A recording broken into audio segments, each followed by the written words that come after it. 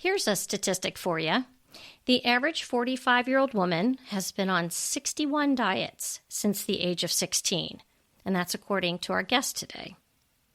I suppose if these diets really worked, they would work the first time, right? And I was having myself a little chuckle when I was thinking about the 1980s. You know, we had Dexatrim, we had Slim Fast, we also had Ayds Candies. Do you remember Ayds Candies? You'd see the woman on the commercial sitting down having 2 little candies with her cup of coffee.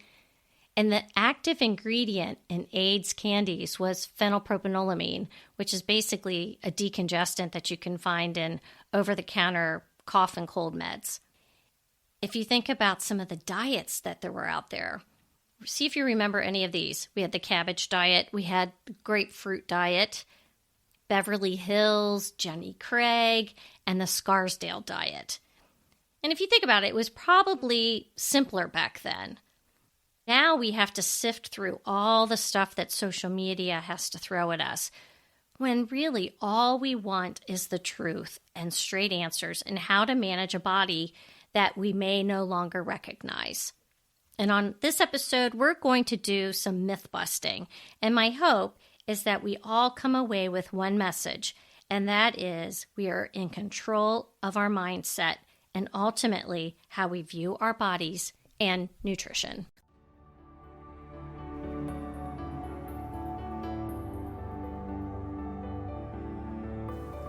Health, wellness, career, relationships, and everything in between.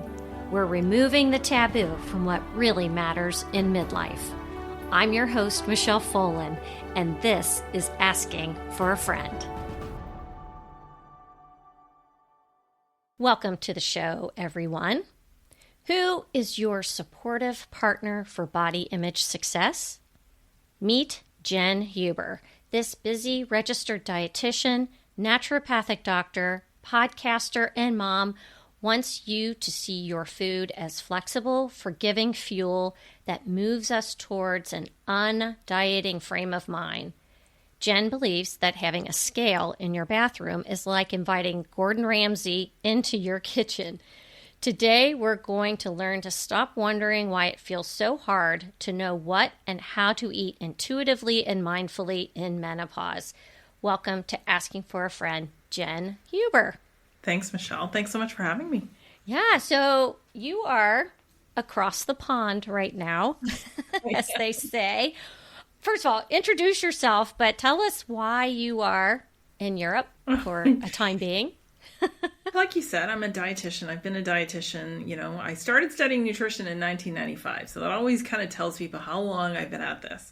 And I've really seen everything come and go at least 2 or 3 times. But over the last, especially, 5 to 10 years, my focus has really shifted away from what I would consider that really kind of conventional framework of nutrition and diet and meal plans and nutrients to really more about our relationship with food and what we need to have a healthy relationship with food that also supports our health, but primarily takes up less space in our life, because I felt personally and professionally that we'd gotten to this point where it was everything. It was everything we thought about, everything we talked about, everything that everyone wanted to do.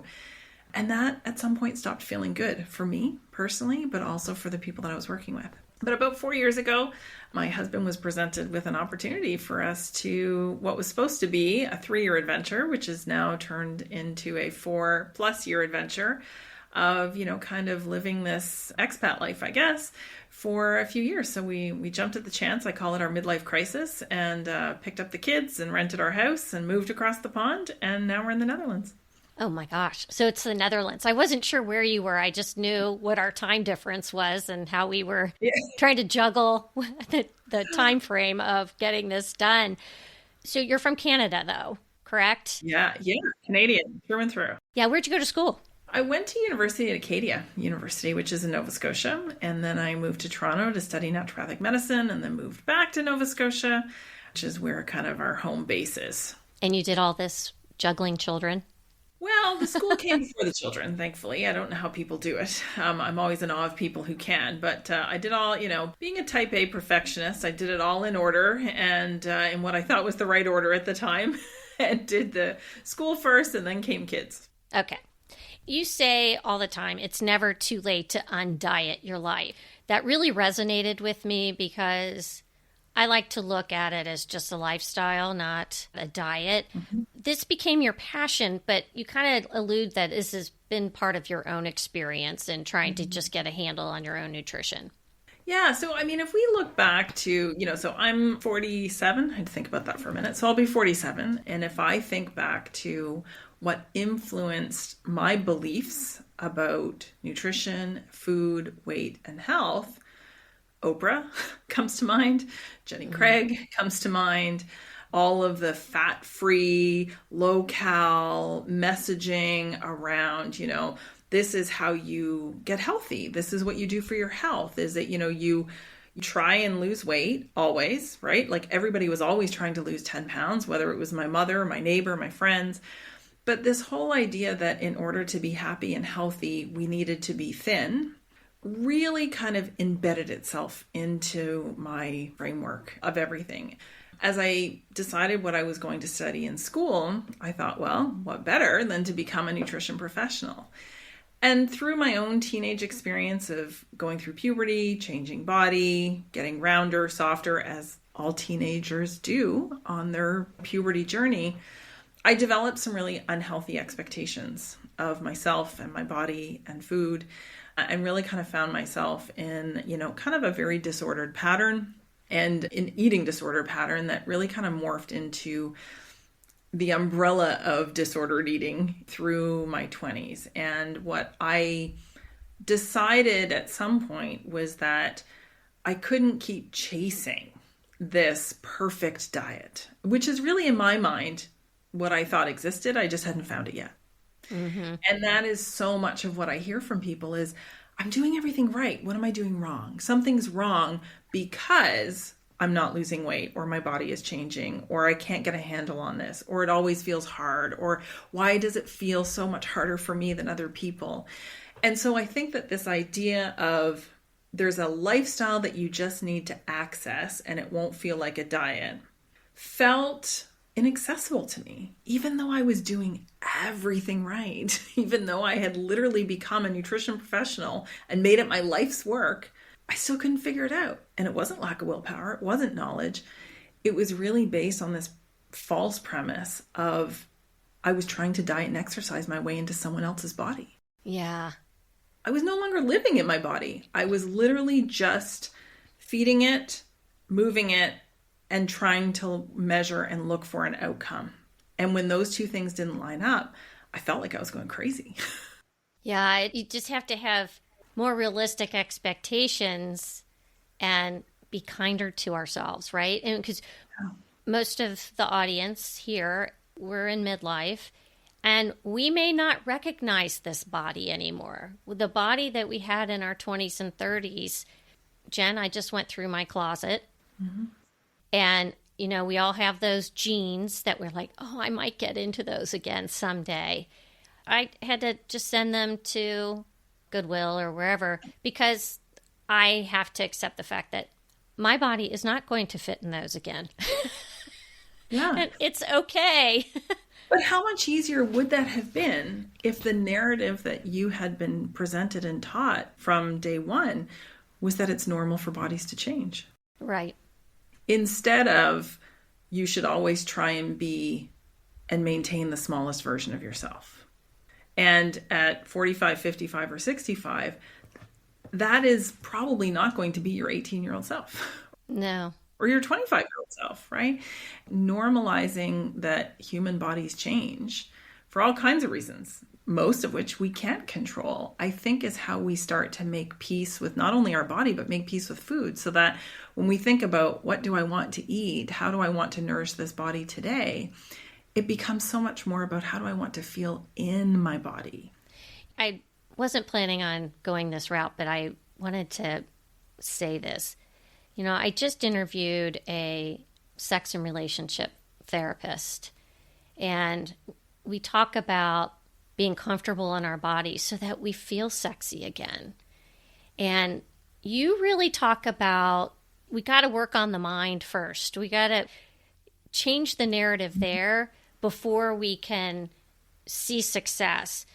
What kind of mistakes, and I hate to say that because I don't want to make it sound like we're doing things wrong, but what are we doing that's keeping us from being truly, truly successful? I think we need to redefine success. If success is measured by a number on the scale, clothing size, whatever it is, we have to realize that those aren't always under willful control. And so I like to joke that they're kind of like false prophets. Anybody who, has been in that diet cycle or has pursued feeling better in their bodies through weight loss has probably looked back at a picture and thought, why did I think I needed to lose weight there? I would do anything to be that size again. And yet, we probably felt the same way then as we do now. Recognizing that success really needs to be more flexible and more focused on how we can feel in our bodies versus about our bodies is, I think, the first thing. But we tend to get overly focused on the outcome. So it's like, I'm going to do A, B, and C. And when I lose weight, get into those old jeans or whatever, then I'll feel more comfortable. Then I'll feel more confident.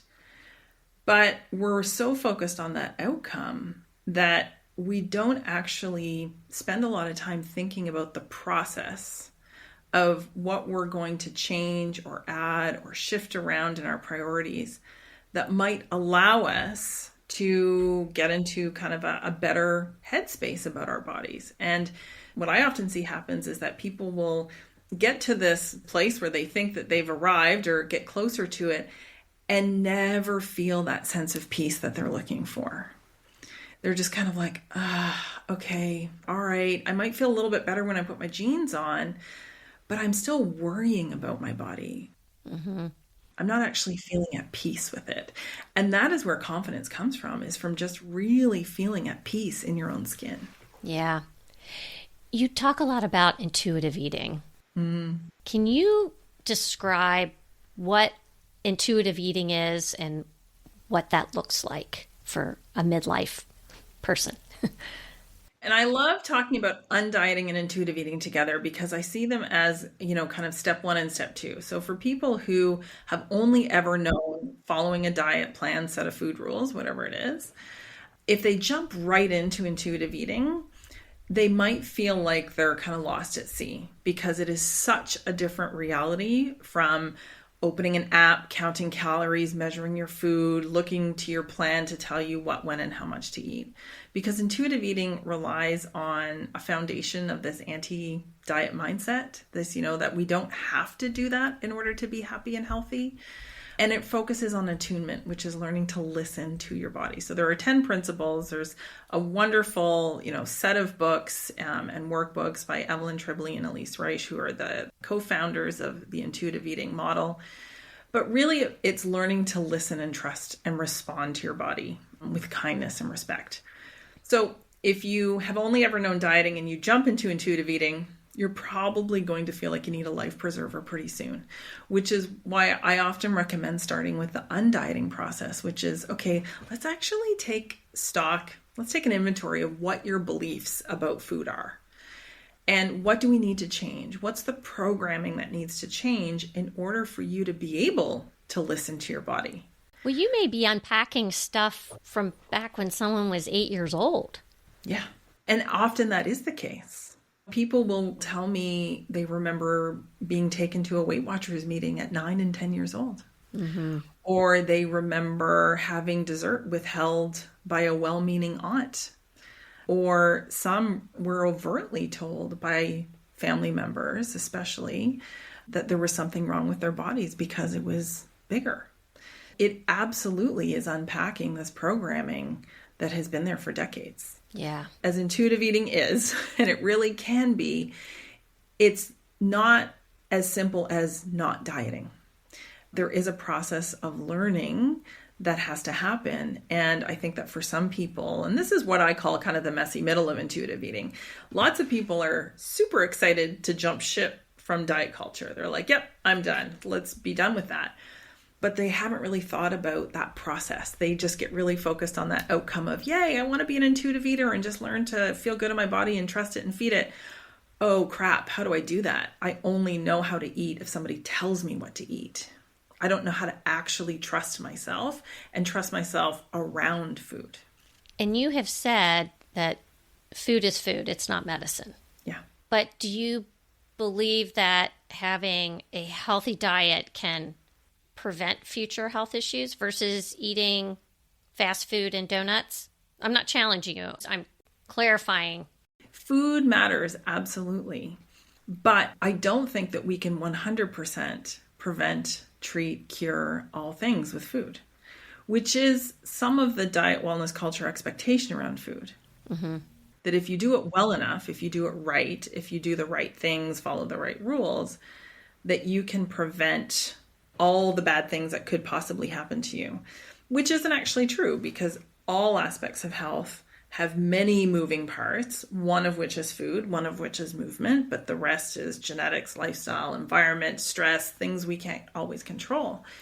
And so when I talk about food isn't medicine, what I'm telling people is don't expect to be able to cure or prevent or treat everything with food. Look at food as something that is on your side, that is like a partner in your health, but it is not the cure or the medicine. And they're different things. I find that the moral conversations around health get really tangled up in this too, where people feel like, well, I should be trying harder. What's wrong with me that I can't get up at 6 a.m. and go to the gym and subsist on a protein shake until noon? Isn't that what I'm supposed to be able to do? That's kind of where the undieting comes in, is like, what is actually true and what's not? And how can we change the programming so that you actually feel like you're not only doing your best, but that you feel good about what you can do? I think listening to your body makes sense. It's how do I feel when I don't eat until noon? Yeah. So we've got the whole intermittent fasting trend right now, which I see that there could be some benefits in terms of not eating after dinner and going a full 12, 14 hours, if you can do that. I know for myself, Jen, that if I were to try to do a full workout in the morning at 6:30, my workouts suffer if I haven't eaten anything. Yeah. I'm hungry and I get shaky. Mm-hmm. I think what you're trying to say is really start listening to those signals that you're getting and let that be your guide. Yeah. Don't let any outside rules dictate or trump your own body's messages, essentially. So if you're someone who feels like you do, and as I do as well, that if I don't eat before I do any kind of movement, especially if it's, involving a lot of intense movement, I am not going to perform the way I want to. I'm not going to feel the way I want to. And I'm going to feel pretty awful by the end of it. And so where I think things get really messy, though, is when you have people who are maybe not qualified to give advice, but give it anyway, and tell people that, well, you just have to muscle through it. You just have to oh yeah, no, you're fine. This is how your body burns fat. And we know that that's not true. So this is kind of, again, where the undieting comes from, and learning to let go of other people's food rules. Right. And I told you that I had asked the listeners, hey, shoot me some questions that you would have for Jen. Yeah. It was protein and more questions about protein. And then, of course, collagen got thrown in there as well. So I was laughing because all my questions were pretty much the same. So there is a lot of buzz around protein right now. Yeah. How much to get? We all know we need more in midlife because of bone and muscle health. But the questions were best sources of protein, mm-hmm. but also what if you're a non-meat eater? Mm-hmm. So how much protein, best sources, and then how do you help that person that's the vegetarian? Actually, that's somebody I know pretty well. She asked that question. Well, and the protein conversation is one of my favorite to have because it's a great example of, yes, food matters, but not in the way that maybe you've been led to believe by diet and wellness culture. Protein is one of the 3 macronutrients, and I talk about building a balanced plate as like building, a 3-legged stool, and protein is one of the legs, and you need all 3 legs of that stool in order for it to stand. Same is kind of true when we're trying to fuel and feed our bodies. And protein serves some pretty important roles, especially around building muscle and maintaining muscle, which does become more important as we get older for both men and women because it's harder to build and maintain muscle. There's definitely a relationship with bone health and being able to build and maintain strong bones. But the more is better, and more is always better conversation, I find tends to place unrealistic expectations on protein to the point where people feel like they should only eat protein instead of looking at it as one of the 3 legs of a stool. What I tell people is that trying to aim for, that 25 to 30 grams of protein per meal is a very achievable, evidence-based, reasonable goal that is not only going to support your health, but is going to help you to feel full and satisfied and meet your nutrition needs. Trying to get 80 grams of protein per meal is not satisfying. It means that you're essentially eating only protein unless you have a very large appetite. But it also, I think, tends to puts us in that all or nothing thinking that like, if I don't get my protein goal for the day, well, then I failed. That's one of the trap doors that keeps us in the diet cycle. So looking at protein as like one of 3 legs, making it a priority, but not to the exclusion of the other nutrients, and having a bit of flexibility around like, okay, it's not the end of the world if like I don't get that at a meal one day, or it's not the end of the world if I even have like a week where things aren't kind of in line. There's some interesting research that's come out recently looking at protein timing and dose around exercise, especially in building muscle. I think that the conversation around trying to get that 25 to 30 grams kind of within a 2-hour window around movement and exercise will continue to maybe get louder. And so that's, I think, something for people who are trying to build muscle. That might be a conversation they might want to pay closer attention to. But for the average person who's just like, I just want to know how much to eat, just aiming for that 25 to 30 grams per meal, I think is a good baseline that will support your health as well as kind of how you feel. There's the people who are the vegetarian that may struggle to balance way too many carbs. They're eating a lot of beans or that type of food. What kind of advice would you have for them? Well, and I think, again, we need to look at the patterns of eating. One, is that a satisfying, filling, and adequate pattern of eating for that person? And if it is, I would say, beans are a great source of protein. One of the conversations around vegetarian types of protein is around adequacy and completeness. Back in the day, in 1995, when I first started studying nutrition, we used to kind of learn food combining to get the essential and the non-essential amino acids, together. Now we just say, as long as you're eating a variety of foods, all of the amino acids kind of go into a pool and your body just figures it out. But that being said, with beans, which are lacking one of the amino acids to make it essential, complete, we do need to be thinking about what else we're having it with. If, people want to include other grains or other types of beans and lentils or nuts and seeds, that can help to kind of fill that out. Some people also, are really happy to look at things like soy protein powders, for example. So this often comes up when people are vegetarian or vegan and they're really intentionally trying to support muscle growth. Using a soy protein powder, and soy is one of the complete vegetarian proteins, so it has all the essential amino acids, can be an easy and satisfying way for people to do that. But I think what we really need to be looking at is thinking about those 3 legs on a stool. Are all 3 legs being taken into consideration? But there is also the argument that is often kind of the counter argument to protein is that maybe not everyone needs to be reaching for those really high goals all the time. When we look at studies where they have intentionally, for example, given people additional servings of protein in a community setting, which is different than a research setting, and that's important. Community is like how we're all living. When they look at that, it may not make as much difference for functional strength as we maybe hope or want it to. Now, that being said, I still think it's important. I think it's reasonable to try and get more, but I also don't want anybody losing sleep or stressing over counting grams of protein. You know, we can look at building balanced plates. And one of the things that I love doing is teaching methods of measuring and counting food without having to measure and count food. So I talk about protein in my community as either a starring role, a supporting role, or a cameo. And I kind of have handouts around like, okay, these are starring roles of protein, animal and plant-based. You want to choose one of these at most of your meals. And if you don't choose one of these, well, take a couple of supporting roles, mix and match them. If you're trying to piece together something with a bunch of cameos, you're going to need like 5. So you're going to need like nuts and seeds and nut butter and this and that. So really trying to look at it more as like, does it have a starring role on my plate, or do I need to kind of build this up in other ways, is one of the ways that we can be intuitive with our food without having to like get out the measuring cup and the scale.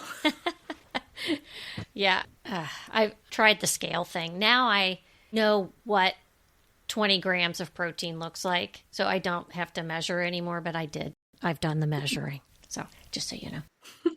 And as a learning exercise, I don't think there's anything wrong with that. But, you know, I know and meet a lot of people who are still measuring almost everything that they eat. Oh, yeah, no. Nobody got time for that. I know you are seeing this as well. Is there so much buzz out there around sugar? Sugar bad, sugar evil. Yeah. I really want to know what your thoughts are on sugar and its impact on our blood sugars and, oh, I'm going to get diabetes. And there's just a lot of fear mongering out there, I think. There is. And I think a lot of it is fear mongering that is somewhat based on misunderstanding and misinformation. Sugar, most of the time what we're talking about is sucrose. And sucrose is a disaccharide and it breaks down to glucose, which is our body's preferred fuel, right? So our body prefers to run on glucose, and our brain and our red blood cells especially, which impact our energy levels, rely on it. They can only run on glucose for fuel. When we're talking about sugar, there's nothing inherently pathological about it as like a food. One of the, I think, things that gets really messy is the conversations around dietary patterns that are associated with inflammation and maybe impacts on our health versus individual foods. There are patterns of eating, which often include foods that may be high in sugar, may be, you know, quote unquote, highly processed, a whole bunch of, you know, of things that may and probably do have an impact on our long-term health. But does eating dessert or a chocolate bar or putting sugar in your coffee on an individual day-to-day, meal-to-meal basis have this awful fear, you know, based effect that we see? No, we don't actually have evidence for that. And so what I see is a lot of people believing that there's something inherently awful about sugar itself, when in fact it's the patterns of eating that we often see associated with higher sugar intakes that are likely what we're talking about. We don't have any evidence that it's addictive. We know that it is pleasurable, therefore there's a reward and pleasure response in our brain, but that doesn't mean it's addictive like a drug. The behavior of restricting it often is what creates the craving, so that people really do feel like they can't trust themselves around it. But when we can break it all down and we can just reach this food neutrality with it, like it's something you can choose, but if you were to eat it on its own as a meal on a regular basis, you probably wouldn't feel good. And yeah, maybe it would have an impact on your blood sugar, but it's not going to cause diabetes. But if you're a diabetic, it's certainly something you need to spend more time kind of managing in that context of a balanced plate, but you don't need to fear it. You don't need to eliminate it. And it's not something that you need to worry about having all the time. And this is kind of a good segue then, because I do know a few people that are wearing CGMs, constant glucose monitors. One friend, there's a family history there. So I get where she's kind of trying to hone in on some things to make sure she's eating correctly. But do you see any real benefit in doing CGM? No, and actually, so this is a great question because I just did a big research review because we covered this topic in my community last month. It was actually like the theme was insulin resistance to really try and debunk some of these myths. And continuous glucose monitors were originally developed and primarily used in type 1 or insulin-dependent diabetics. And it wasn't to catch their blood sugars going high, it was to catch their blood sugars going too low because that's far more dangerous. The technology has certainly kind of evolved, and we might see that in type 2 diabetics, there may be some benefit for some people, but currently that's actually not what the research supports. There's been studies looking at using CGMs versus just the standard monitoring, and there's no benefit most of the time, even in type 2 diabetics. And there's definitely no evidence of any benefit in non-diabetics. And one of the biggest reasons why is that our blood sugar is supposed to go up. Right. So if your blood sugar goes up within the normal range, meaning you're not a diabetic, whether it goes up a lot or whether it goes up a little doesn't have any predictive value on your health or your weight, which is the big claim. If your blood sugar is going outside of the normal ranges, you could possibly have diabetes, right?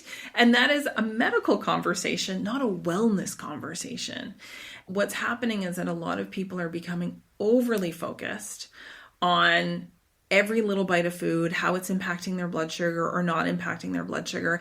And they're making predictions and decisions based on what to eat that are not at all based in evidence. So there was a study that just came out a couple of weeks ago that found, it was really interesting because they tested a few different brands of CGMs, and there was huge variability on the same person with the same meal at the same time. Ugh. Which tells us that the predictive value in the context of non-diabetics is not there. Right. Again, diabetics is totally different. But non-diabetics, whether your blood sugar goes up, I'm used to Canadian values, so I'm going to say like whether it goes up to like 8 or 8.5 after you have a meal is not at all going to be helpful to you in making decisions about food. Thank you for explaining that, because I think that's, again, it's these things that I'm seeing out there in social media land, and yeah, just curious. I wanted to go back to collagen because this was a specific question I did get from a listener. Now, I was at a women's event recently, and I asked the plastic surgeon that was there speaking what her thoughts were about collagen. And she said there's really not a lot of data in terms of skin and it helping with wrinkles and all that. What about the other stuff with collagen? What are your thoughts? Yeah, this is another hot topic for sure. And what I tell people is that I still think that it wears the hat of the most overrated supplement currently living on the internet. That doesn't mean it doesn't work, but it means that the hype around it is probably not well deserved, especially given the cost of it. I agree that the skin stuff is by far the weakest of the evidence. And the argument has always been, well, it's a protein, and so we eat it and our body breaks it down and just puts it into that amino acid pool. The types of amino acids that are in collagen are specific for skin, but we don't actually know that our body uses it in that way. That if we put more of those skin-specific amino acids into the pool, does that mean that more will go to our wrinkles? We don't know. The evidence for joint health and musculoskeletal health is a little bit stronger, still not overwhelming, still not enough for me personally to put that into my mix on a daily basis. And I find that a lot of people will say, I've been taking this for a while. I'm not sure if it's doing anything. That to me is really what people need to be, kind of using as their frame of reference. There's no harm in it. It's considered actually an incomplete protein because it lacks one of the amino acids to make it complete. So it's not a great source of protein on its own. So if you're using it and you're not noticing a huge difference in the amount of pain that you're having in your knees or whatever, but you think, oh, well, at least it's giving me some extra protein, I think it's a really expensive source of protein. Okay, because, right, confession, I've been using collagen in my coffee every morning for probably 4 years. But now I'm at that point where I'm afraid if I stop using it, like my body parts, something's going to fall off. I'm just, I don't know. But I do have joint pain and things. And so I could stop using it and see how I feel and see if there's any impact there. If you do notice a difference, well, then you have your answer. And then you'll feel more confident moving forward with it versus, well, I'm just going to keep taking it because I'm afraid to stop. I just thought I'd better ask. What are your thoughts about alcohol? Yeah, so this is a really great midlife conversation, isn't it? Because just like food, relationships with things like alcohol definitely seem to change in midlife. I know for me, and I always joke that, no one loves a glass of wine more than I do. But over the last 5 years, especially as I went through perimenopause and into postmenopause, alcohol is not my friend 99% of the time. It really is a glass with dinner, and very rarely would that be worth it on a regular basis, or very rarely would it be worth it to have two, because it's going to mess with my sleep. I'm probably going to have a hot flash. I'm going to regret it the next day. And we're just talking about 2 glasses of wine. When I think a lot of women, though, have used it to help them get through some really busy, challenging times in their lives. And so they now find themselves in midlife with this really complicated relationship with it, where they feel like it's helping them, and yet it's not. I always say, try and see if it's doing for you what you think it is. Is it actually helping you sleep? Is it actually helping you relax? Is it actually doing what it used to do when you were 25? And if not, then maybe it's time to redefine that too. But I also think that the conversations around cancer are more relevant, and that the more we learn about alcohol and the relationship to cancer, especially things like breast cancer and colon cancer, which definitely affect us as we get into the second season, it becomes a, is it worth it question. It is kind of an unpopular topic because every time I bring it up, people are like, oh, do we have to talk about this? But I read the data. I'm seeing it. It's in black and white. And so I'm not doing anybody any favors if I don't bring it up. And I've been pretty clear. I'm doing Sober October. Oh, okay. I've been sober curious since 2020, really. And, did a online 3-week challenge. I've done all those things and then kind of fell off. But I'm at that point now where I started Sober October a week early. I feel so good right now. Mm-hmm. I'm going to have a hard time going back. Yeah. And I lost my taste for wine a while ago because of the waking up at 3 a.m. My crutch was bourbon. I love just a nice glass of bourbon in the evenings. But I'll tell you, I'm sleeping so great. I don't want to go back. Yeah, I think that's the big thing. And especially if having a drink and if alcohol has been part of your routine, ritual, rhythms of how you unwind and relax, I think it might be hard to imagine feeling better without it, because you think that it's such an integral part of that process. But what I hear the same thing all the time from people is they're like, oh, wow, I can't believe how much better I'm sleeping. And it becomes a question of well, how do I want to feel tomorrow? Yeah. And, that behavior activation of can we make the choice that your future self will thank you for more easily is, I think, how a lot of people change it, but stay out of that scarcity mindset, right? It's not what you're losing, it's what you're gaining. I do want to talk about having a cheat meal or a cheat day versus indulging in a daily treat. What's your stance on success with the cheat meal? Well, I don't love the cheat meal because I think that for a lot of people, the cheat meal is often kind of the start of a binge. Because if you have been restricting pleasurable eating and access to foods that you enjoy 6 days of the week, and you try and fit all of that satisfaction into one meal, it is never going to be able to live up to your expectations. Because satisfaction is an in-the-moment experience. You cannot store it up and save it for another time. You can only experience it in the moment. And so if you have been in a pleasure deficit and a satisfaction deficit all week, and then you sit down and have whatever it is that you want, you're going to feel like you're just scratching the surface of satisfaction. And our brain is so hardwired to avoid pain and seek pleasure. It's going to say, thank you, yes, more, please, right now. So a lot of people feel like, oh, well, I can't do cheat meals because I can't stop once I start.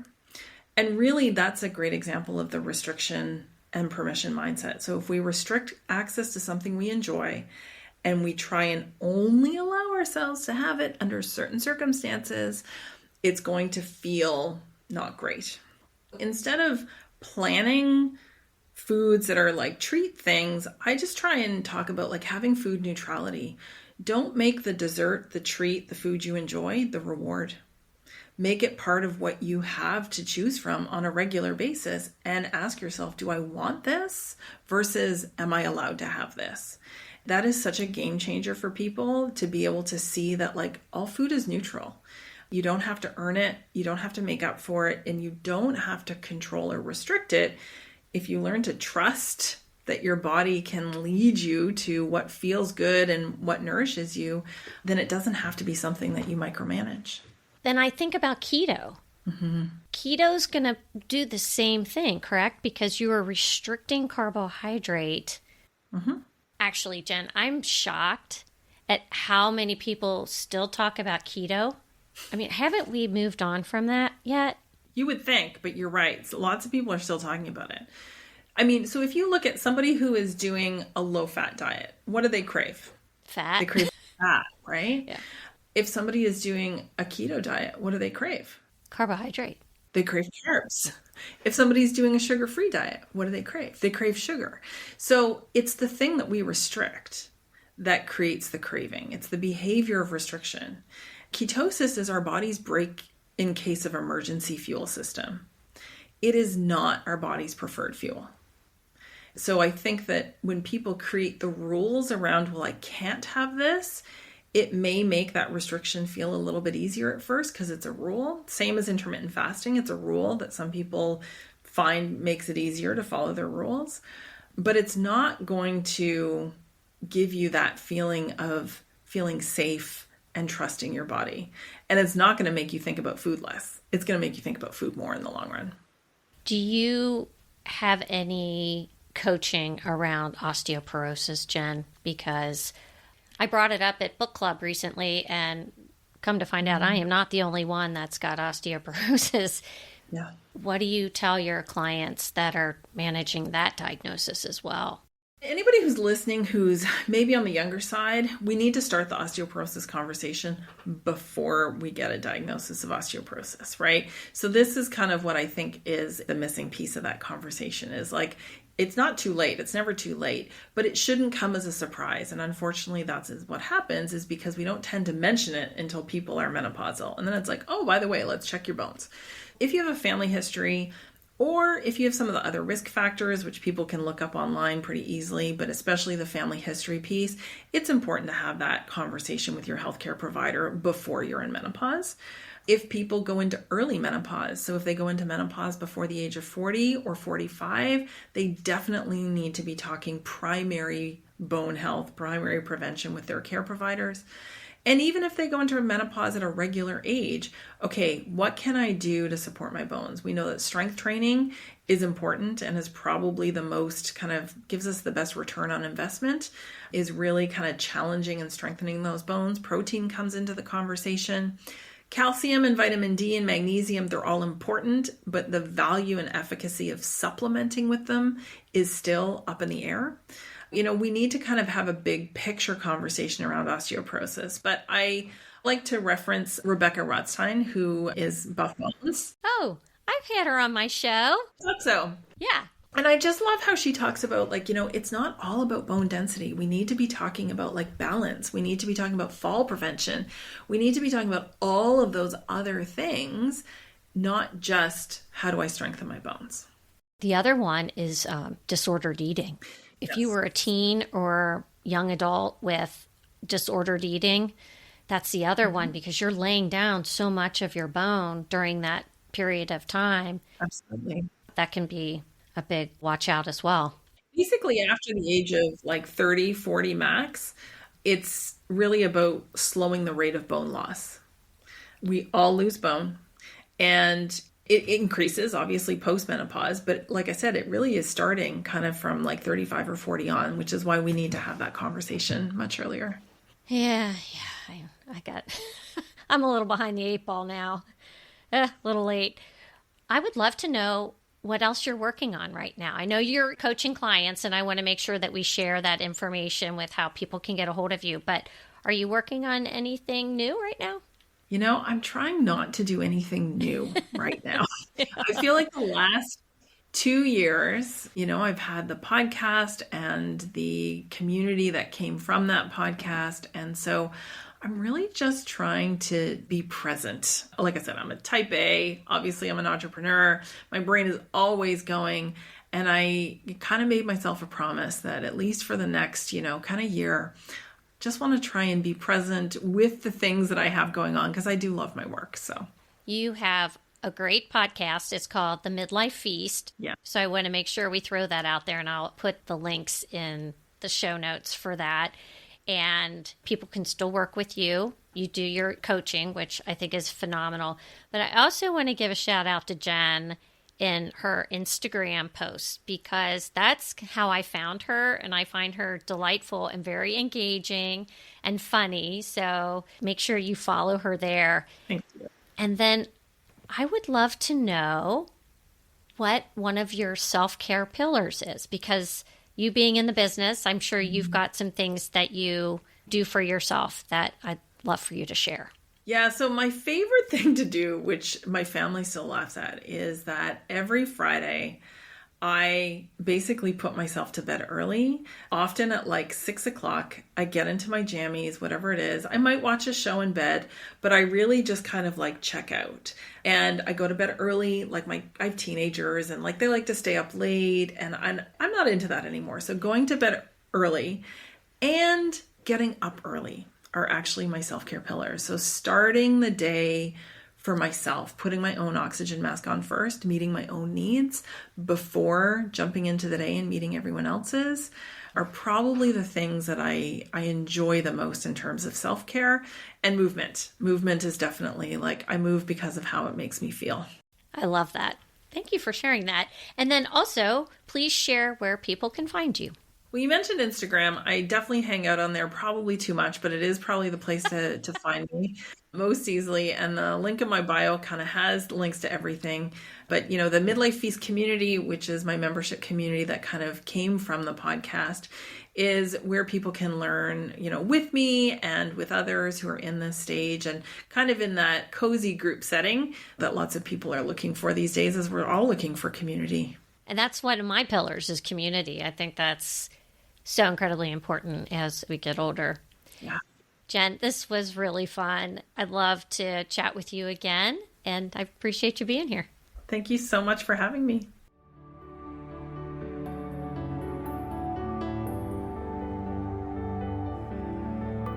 Follow Asking for a Friend on social media outlets and provide a review and share this show wherever you get your podcasts. Reviews and sharing help us grow.